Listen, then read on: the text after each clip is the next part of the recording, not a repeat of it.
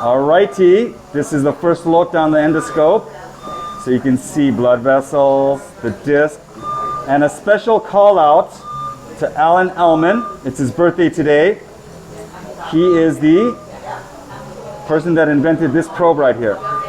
It used to be called the Ellman Probe, but now it's called Triggerflex. It's a radio frequency probe. I cannot do this surgery without this device. I can do it possibly without laser and a lot of other equipment, but if I don't have this, I will cancel the surgery. So thank you, Alan, for making such an important contribution to the field.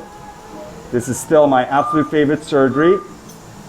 It's my patient's absolute favorite surgery because they're so happy. And if it wasn't for you, that may not have been the case. So thank you, happy birthday, and stay young and fresh, my friend.